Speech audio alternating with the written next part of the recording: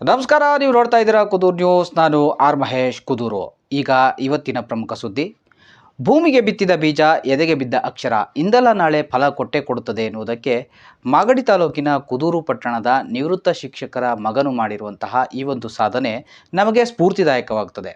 ಹೌದು, ಕುದೂರು ಪಟ್ಟಣದ ನಿವೃತ್ತ ಶಿಕ್ಷಕರಾದ HR ನರಸಯ್ಯ ಮತ್ತು H ಶಿವಲಿಂಗಮ್ಮ ಇವರ ದ್ವಿತೀಯ ಪುತ್ರರಾದ HN ಧನುಷ್ ರವರು ಪ್ರಸ್ತುತ PSI ಆಗಿ ಆಯ್ಕೆಯಾಗಿ ಹುಟ್ಟೂರಾದ ಕುದೂರು ಪಟ್ಟಣಕ್ಕೆ ಕೀರ್ತಿಯನ್ನು ತಂದಿದ್ದಾರೆ.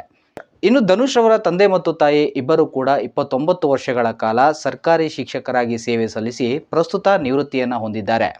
ಶಿಕ್ಷಕರಾದ ನರಸಯ್ಯನವರಿಗೆ ಇಬ್ಬರು ಗಂಡು ಮಕ್ಕಳಿದ್ದು, ಮೊದಲನೇ ಮಗ ಸುನೀಲ್ ಕುಮಾರ್ ಹಾಗೂ ಎರಡನೇ ಮಗನಾಗಿ ಧನುಷ್ ಅವರು ಪ್ರಸ್ತುತ PSI ಆಗಿ ಆಯ್ಕೆಯಾಗಿರುವುದು ತಂದೆ ತಾಯಿ ಇಬ್ಬರು ಕೂಡ ಹರ್ಷವನ್ನ ವ್ಯಕ್ತಪಡಿಸಿದ್ದಾರೆ. ಇನ್ನು ಧನುಷ್ ಅವರ ವಿದ್ಯಾಭ್ಯಾಸವನ್ನ ನೋಡುವುದಾದರೆ, ಧನುಷ್ ಅವರ ತಾಯಿ ಶಿವಲಿಂಗಮ್ಮ ಧನುಷ್ ಅವರಿಗೆ ಮೊದಲ ಗುರುವಾಗಿ ಕಾಜಿಪಾಳ್ಯದಲ್ಲಿ ಶಿಕ್ಷಣವನ್ನ ನೀಡಿದ್ದಾರೆ. ನಂತರ ಕುದೂರು ಪಟ್ಟಣದ ಗುರುಕುಲ ವಿದ್ಯಾಮಂದಿರ ಶಾಲೆ ಹಾಗೂ ಸರ್ಕಾರಿ ಪ್ರೌಢಶಾಲೆಯಲ್ಲಿ ತಮ್ಮ ವಿದ್ಯಾಭ್ಯಾಸವನ್ನು ಮುಗಿಸಿ ಉನ್ನತ ಮಟ್ಟದ ಶಿಕ್ಷಣವನ್ನು ತುಮಕೂರು ಹಾಗೂ ಬೆಂಗಳೂರಿನಲ್ಲಿ ವಿದ್ಯಾಭ್ಯಾಸ ಮಾಡಿದ್ದಾರೆ. ಇನ್ನು ಧನುಷ್ ಅವರು ಈ ಒಂದು ಹುದ್ದೆಗಾಗಿ ಸತತ 10 ವರ್ಷಗಳ ಕಾಲ ಕಠಿಣ ಪರಿಶ್ರಮವನ್ನು ಹಾಕಿ ತಮ್ಮನ್ನು ತಾವು ಸಂಪೂರ್ಣವಾಗಿ ವಿದ್ಯಾಭ್ಯಾಸಕ್ಕಾಗಿ ಅರ್ಪಿಸಿಕೊಂಡಿದ್ದು, ಹೈದರಾಬಾದ್ನಲ್ಲಿ ಮತ್ತು ಧಾರವಾಡದಲ್ಲಿ ಕೋಚಿಂಗ್ ಪಡೆದು ಕಠಿಣ ಶ್ರಮ ವಹಿಸಿದ್ದಾರೆ.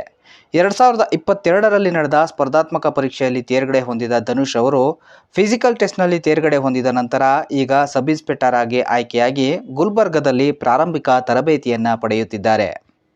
ಒಟ್ಟಾರೆಯಾಗಿ ನೂರಾರು ಮಕ್ಕಳಿಗೆ ಶಿಕ್ಷಣವನ್ನು ಕಲಿಸಿಕೊಟ್ಟಂತಹ ಕುದೂರು ಪಟ್ಟಣದ ನರಸಯ್ಯ ಮತ್ತು ಶಿವಲಿಂಗಮ್ಮ ಇವರ ದ್ವಿತೀಯ ಪುತ್ರರಾದ ಧನುಷ್ ಅವರ ಈ ಒಂದು PSI ಆಯ್ಕೆ ಕುದೂರು ಪಟ್ಟಣದಲ್ಲಿ ಎಲ್ಲ ಗ್ರಾಮಸ್ಥರು ಹರ್ಷವನ್ನು ವ್ಯಕ್ತಪಡಿಸಿದ್ದಾರೆ.